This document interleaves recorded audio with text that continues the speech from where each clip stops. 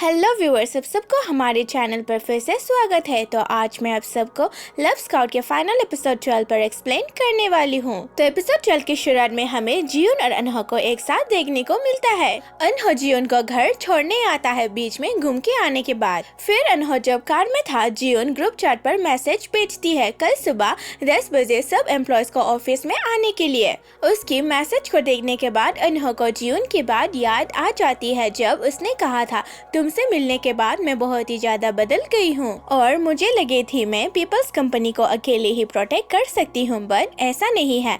मैंने जब तुम लोगों को बुक स्टोर पर काम करते हुए देखा तो मुझे एहसास हुआ कि तुम लोग भी पीपल्स कंपनी को प्रोटेक्ट कर सकते हो। ये बात को याद करके अनहो उसकी घर वापस जाने के लिए यू टर्न मारता है और जियोन के घर आ जाता है बात करने के लिए। जियोन अनहो से कहती है चेयरमैन ऊ सही बोल रहा था, मैं फाइट करके अपनी पोजीशन वापस लेने से भी कंपनी पहले के जैसे नॉर्मल नहीं होगा और मुझे अपने एम्प्लॉयज का भी तो प्रोटेक्ट करना होगा ना, बिकॉज इसमें उनके कोई गलती नहीं है जिससे उन्हें भुगतना पड़े। अनहो उसकी बात से सहमत हो जाता है और जियोन को कहता है मुझे तुम पर नाज है और मैं हर वक्त तुम्हारे साथ खड़ा रहूंगा। अब सीन में हमें नेक्स्ट मॉर्निंग ऑफिस का सीन दिखाया जाता है। जियोन सब एम्प्लॉयज को इकट्ठा करती है। सब एम्प्लॉयज खुशी से जियोन की बात को सुनने के लिए तैयार हो जाता है क्योंकि उन्हें लगा जियोन गुड न्यूज सुनाने वाली है, लेकिन उन्हें क्या पता थोड़ी देर बाद उन्हें बैड न्यूज सुनने को मिलेगा। जियोन सबको कहती है आज से मैं पीपल्स कंपनी का सीईओ नहीं हूँ और इस कंपनी को करियर वे ले लेगा, लेकिन तुम सबको अपनी जॉब की चिंता नहीं होना है क्योंकि तुम लोगों को ट्रांसफर किया जाएगा और कंपनी में मैं नहीं होने से भी तुम लोग कंपनी को प्रोटेक्ट कर सकते हो कहकर अपनी ऑफिस के रूम में आ जाती है। ये बात सुन के सब चौंक जाता है। सोमी और उजोंग चौंक के उसके पीछे पीछे चली आती है बात करने के लिए। दोनों उस पर गुस्सा करते हैं। उजोंग कहता है मेरी पापा का काम है ना ये, मेरी पापा ने तुम्हें फोर्स किया ना ऑफिस छोड़ने के लिए। और उधर से उजोंग गुस्सा करके अपनी पापा से मिलने जाता है और जाते जाते अनहो को भी गुस्सा करता है। सब कुछ जानने के बावजूद उसने क्यों जियोन को नहीं रोका। सब एम्प्लॉयज अनहो से पूछता है क्या ये सच है, इतना मेहनत करने के बाद भी। अनहो उन सब के बात को प्यार से रिप्लाई करता है सोचो कितना डिफिकल्ट होगा क्लाइंट्स के लिए हम पर विश्वास करना, कंपनी रहने से भी हम पर कोई भी क्लाइंट्स विश्वास ही नहीं करेंगे, इसीलिए जियोन मैम को ये फैसला सही लगी तुम सबको प्रोटेक्ट करने के लिए। उधर उजोंग अपनी पापा के ऑफिस आके ठीक है मैं आपकी कंपनी को ज्वाइन करूंगा कहता है, लेकिन इसके बदले आप जियोन को कुछ भी नहीं करोगी। उसकी बात को सुन के पापा उस पर गुस्सा करता है। उजोंग भी गुस्सा में आके अपने पापा से कहता है एक्चुअली आपकी एक्सपेक्टेशन में कोई भी खड़ा ही नहीं हो सकता, इसीलिए तो भैया ने भी इतना मेहनत किया था आपके एक्सपेक्टेशन पर खड़ा उतरने के लिए, लेकिन अंत में भैया ने अपनी जान को ही गवा दिया। मैं अपने भैया जैसा तो नहीं बन सकता बट मैं एटलीस्ट प्रिटेंड कर सकता हूँ। और लास्टली वो अपने घुटनों पर आके आखिरी बार जियोन को कुछ भी नहीं करने के लिए कहता है। उसकी पापा उसकी ये एक को देखकर थोड़े से इमोशनल हो जाता है। अपने पापा के ऑफिस से आने के बाद वो ऑफिस से अपना सारा सामान पैक करता है। तब जियोन आके उसे बात करती है।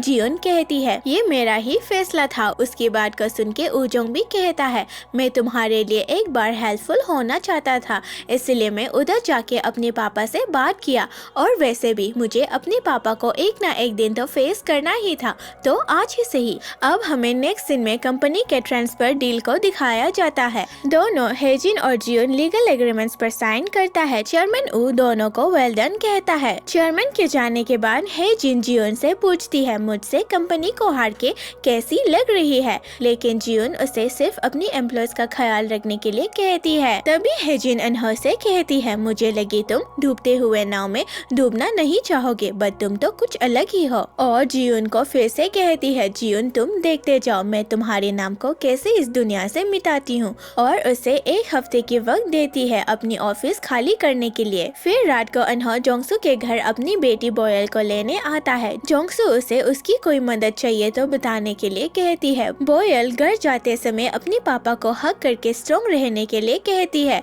और जियोन का भी ख्याल रखने के लिए कहती है। अब नेक्स्ट मॉर्निंग जियोन अपनी ऑफिस आखिरी बार अनहो के साथ जाती है। जियोन ऑफिस को देख के अपने पुराने दिन याद करती है। अनहो उसके पास आके उसके हाथ को पकड़ के आपने पिछले 5 सालों में बहुत ही ज्यादा मेहनत किया है कहकर दोनों ऑफिस से बाहर आ जाते हैं। जियोन की ऑफिस से जाने के बाद हेजिन पीपल्स कंपनी में खुशी से आती है, लेकिन उसे एक झटका मिलने वाली थी। वो देखती है ऑफिस के अंदर कोई भी एम्प्लॉयज नहीं है और सब एम्प्लॉयज ने अपने जॉब से रिजाइन कर ली है। रेजिग्नेशन लेटर को देख के हेजिन को गुस्सा आ जाती है। जॉब को रिजाइन करके आने के बाद पीपल्स कंपनी के सभी एम्प्लॉयज चिंतित में आ जाता है और जल्दी से नई कंपनी ढूंढने लगता है जॉब के लिए। फिर हेजिन उधर से गुस्से में अपनी ऑफिस करियर वे में वापस आ जाती है, लेकिन उधर ऑफिस में पुलिस आ जाता है और उससे कहता है आइकॉनिक बायोटेक्नोलॉजी के सीईओ ने अपना गुनाह कबूल कर लिया है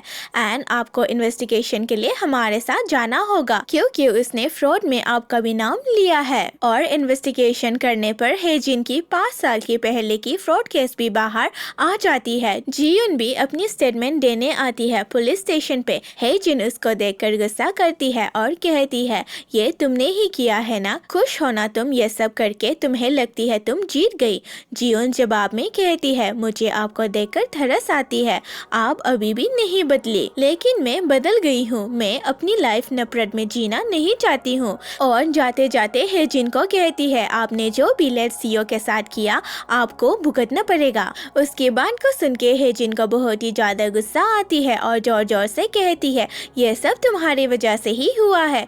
उधर बुक स्टोर पर सोमी को न्यूज में देखने मिलती है करियर वे ने न्यू सीईओ अपॉइंट कर ली है। ये बात सुन के ईगांग सोमी से पूछता है तो जियोन अब अपनी ऑफिस वापस जा सकता है ना, लेकिन सोमी कहती है कोई इन्वेस्टर नहीं है हमारी कंपनी में इन्वेस्ट करने के लिए क्योंकि हेजिन ने पहले ही इतना सारा नुकसान कर दी। सोमी भी अपनी लाइफ की चिंतित होकर कहती है लगता है मुझे भी नई जॉब ढूंढना पड़ेंगे। फिर नेक्स्ट डे सुबह अनहो जियोन के घर आ जाता है और जियोन को जगाता है। जियोन अभी भी बिस्तर पर ही है और उठने से मना कर रही है और अनहो को भी अपने साथ सुलाती है। अनहो जियोन को उसकी फॉर्मल नाम जियोन कहकर बुलाता है। पहले तो जियोन थोड़े से चौंक जाती है, लेकिन अनहो कहता है वैसे भी अब ऑफिस नहीं है तो हम दोनों एक दूसरे को फॉर्मल नाम से बुला सकता है। जियोन उसके बात को मान जाती है और दोनों खुशी से थोड़ी देर के लिए सो जाता है। नींद से उठने के बाद दोनों मूवी देखकर टाइम स्पेंड करता है। फिर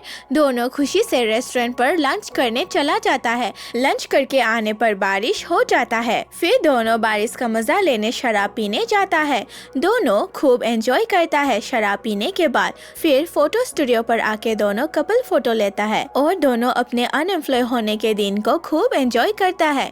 उधर मेमोरियल हॉल में उजोंग की भाभी अपनी पति से मिलने आती है, लेकिन वो देखती है उसकी फादर इन लॉ भी मेमोरियल हॉल पर अपनी बेटा से मिलने आया है। बहू अपनी फादर इन लॉ से पुरानी बातों को भूलकर आगे बढ़ने के लिए कहती है और उजोंग की भावनाओं को समझकर पुरानी गलतियों को रिपीट नहीं करने के लिए भी कहती है, क्योंकि चेयरमैन ने कभी भी अपने बड़े बेटे को समझने की कोशिश नहीं किया था। अपने बहू की एडवाइस को सुन के चेयरमैन थोड़े से इमोशनल हो जाता है। अब सीन में हमें उजोंग और जोंगसू देखने को मिलता है। जोंगसू उससे मिलने आती है और उसे अपनी नई बुक दिखाती है।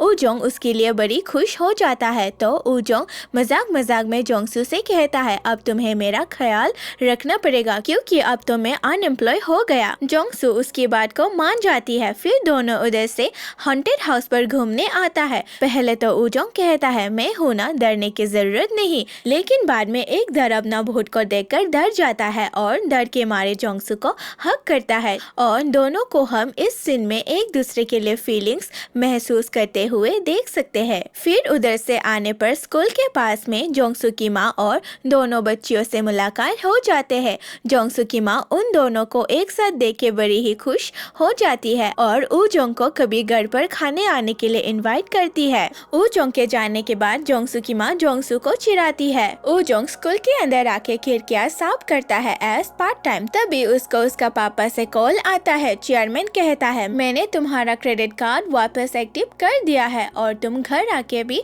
रह सकते हो। चेयरमैन बेटा को लंच करने के लिए भी बुलाता है। अपनी पापा की ये सब बातों को सुन के उजोंग पूरी तरह से चौंक जाता है, इसलिए वो अपनी पापा से पूछता है आप बीमार हो क्या। अपनी पापा की लंच करने बुलाने पर वो आ जाता है। पहले तो उजोंग अपनी पापा की बदलते हुए नेचर को देखकर पूछता है क्या चाहिए आपको और किस वजह से आप मुझसे इतना अच्छा से बर्ताव कर रहे हो। लेकिन चेयरमैन उससे पूछता है तुम कैसे हो और कहता है मैंने कभी भी तुम्हारे भाई से पूछा नहीं था कि वो कैसा था, इसीलिए मैं उसे खोने के बाद अब तुम्हें खोना नहीं चाहता हूँ। और जाते जाते चेयरमैन उजोंग को अपनी लाइफ में जो भी करना चाहता है करने के लिए कहता है। अपने पापा के जाने के बाद वो थोड़े से इमोशनल हो जाता है। फिर नेक्स्ट डे अनहो अपने हंसू इलेक्ट्रॉनिक्स के दोस्त से मिलने आता है। वो दोस्त बोलता है डायरेक्टर किम तुम्हें ऑफिस में वापस चाहता है, लेकिन अनहो वो ऑफर को मना कर देता है और उधर से आके जियुन को डेट के लिए कॉल करता है। बट जियुन मैं बिजी हूँ कहकर जाने के लिए मना करती है, तो अनहो उससे मिलने उसकी घर आ जाता है। घर आने पर अनहो ऑफिस के टेबल को देखकर पूछता है ये क्या है। जियोन बताती है वो फिर से अपनी नई कंपनी स्टार्ट करेगी अकेले बिना किसी की मदद लिए। ये बात सुन के अनहो पूछता है मेरा सीट कहाँ पर है। जियोन कहती है यहाँ पर तुम्हारी सीट नहीं है, तुम्हें मैंने अब जॉब से निकाल दी है और उसे सेलिन ग्रुप का प्रोजेक्ट बताता है। कुछ दिन पहले उसे सेलिन ग्रुप के डायरेक्टर से कॉल आई थी और उन लोगों को एक HR कैंडिडेट की जरूरत है हेडक्वार्टर में, इसलिए मैं चाहती हूँ वो जॉब तुम करो और मेरा फर्स्ट कैंडिडेट नई कंपनी में तुम बनो। रात को अनहो घर आकर जियुन की बात को सोचता रहता है और जियुन की प्रोजेक्ट को देखता है।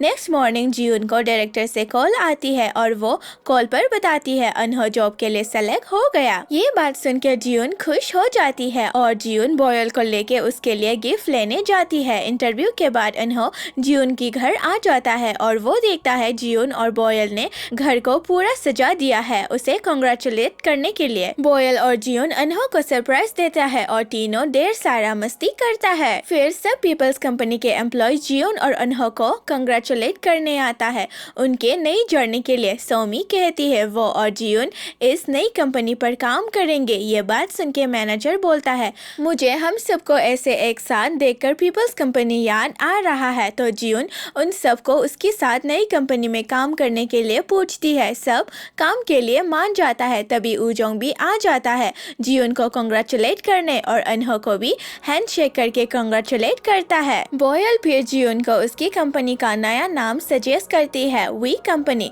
जियुन को ये नाम बहुत ही ज्यादा पसंद आती है। लंच करके आने के बाद उजोंग जोंगसू से मिलने आता है, जहाँ जोंगसू खुशी से उसे बताती है मेरी नई बुक आउट ऑफ स्टॉक हो गई है और सेकेंड टाइम प्रिंट की जा रही है। ये बात सुन के उजोंग बहुत ही ज्यादा खुश हो जाता है जोंगसू के लिए। उजोंग फिर जोंगसू के हाथ को पकड़कर उसके साथ डेट करने के लिए पूछता है।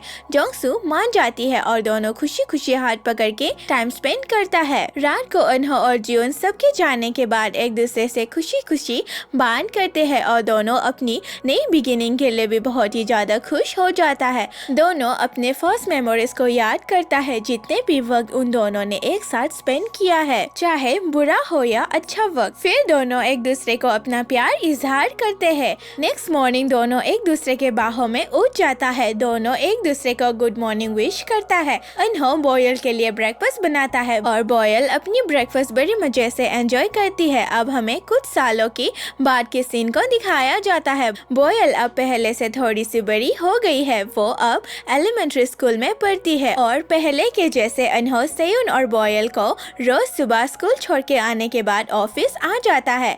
अपने ऑफिस आने पर अनहो जियुन को गुड मॉर्निंग विश करता है। जियुन भी अपनी ऑफिस आते आते अनहो को गुड मॉर्निंग विश करती है। जियुन ने कुछ ही सालों में अपनी नई कंपनी फिर से करी कर ली है। कंपनी में एक क्लाइंट से कॉल आता है, उन्हें उनके रिकमेंडेड कैंडिडेट पसंद नहीं आया और बार बार वो लोग कैंडिडेट को रिजेक्ट कर रहा है। तो ओग्योंग जियुन को मिलके बात करने के लिए कहती है। जियुन उनसे मिलके बात करती है और हम देख सकता है जो कैंडिडेट को रिजेक्ट कर रहा है वो अनहो है, क्योंकि उसके कंपनी को जियुन की कैंडिडेट पसंद नहीं आया। अनहो कहता है आपने जिस कैंडिडेट को बेचा है वो कैंडिडेट एक्सपीरियंस आदमी नहीं है। जियुन उन्हें प्यार से कहती है आप लोगों को जिस तरह के कैंडिडेट चाहिए उस तरह के कैंडिडेट मिलना कभी कभार मुश्किल हो जाते हैं, इसलिए हमें कभी कभार कॉम्प्रोमाइज करना पड़ता है क्योंकि सब लोग हर स्किल में एक्सपर्ट नहीं होता और काम को करते रहने से ही एक आदमी स्किल बनता है। इसलिए हमें एवरी टाइम एक स्किल आदमी नहीं अच्छा आदमी ढूंढना चाहिए। फिर भी जियून उनके लिए नया कैंडिडेट ढूंढने के लिए मान जाती है। अनहो जाने पर जियून को एक फाइल दी जाता है और फाइल के अंदर पियानो परफॉर्मेंस का टिकट था। उधर जोंगसू को भी बेस्ट सेलर राइटर का नाम मिलती है और वो इंटरव्यू दे रही है। उजोंग, जोंगसू की माँ और सोजिन उसके लिए बहुत ही ज्यादा खुश हो जाते हैं। जियून अपनी काम जल्दी से खत्म करके डेट के लिए आ जाती है। ई ग्वांग सबको उसके साथ शराब पीने के लिए पूछता है लेकिन सब मना कर देता है। सोमी कहती है पीने की बात छोड़ो, जल्दी से ओग्योंग को गुस्सा होने पर मनाओ। ओग्योंग गुस्सा होके ऑफिस से आ जाती है और ग्यूरिम के साथ आके शराब पीती है। ओग्योंग अपनी फोन को बार बार चेक करती है कहीं ई ग्वांग ने उसे मनाने के लिए कॉल तो नहीं किया है क्योंकि वो चाहती है ई ग्वांग उसे मनाए। तभी थोड़ी देर बाद ई ग्वांग आ जाता है और ओग्योंग को मनाता है। ओग्योंग गुस्सा छोड़ देती है। ग्यूरिम उन दोनों को देखकर गुस्सा करती है क्योंकि दोनों थोड़े से बात पर ही झगड़ता है और दोनों आसानी से ही एक दूसरे को माफ भी कर देता है। तभी ग्यूरिम को अपनी क्लाइंट से कॉल आती है और वो उससे मिलने जाती है। मैनेजर भी ऑफिस से आने के बाद अपनी फैमिली के साथ मिलता है। उधर बुक स्टोर पर ई ग्वांग एक बुक पढ़ता है। तभी सोमी आ जाती है और वो देखती है ई ग्वांग प्रेगनेंसी का बुक पढ़ रहा है क्योंकि दोनों अब अपनी लाइफ में न्यू जर्नी की प्लान कर रहा है। अनहो और जियून भी ऑफिस के बाद एक दूसरे से मिलता है और खुशी से एक दूसरे को हक करता है। लास्टली हम इस ड्रामा में देख सकता है सब लोग अपने अपने लाइफ में बहुत ही ज्यादा खुश है जो भी होने के बावजूद, एंड इसी से ही ड्रामा का हैप्पी एंडिंग हो जाता है। Thank you for watching guys. ये ड्रामा देख के आप सबको कैसा लगा हमें कमेंट सेक्शन में बताना और आप सब लोग इस ड्रामा को 10 में से कितना रेटिंग देना चाहोगे।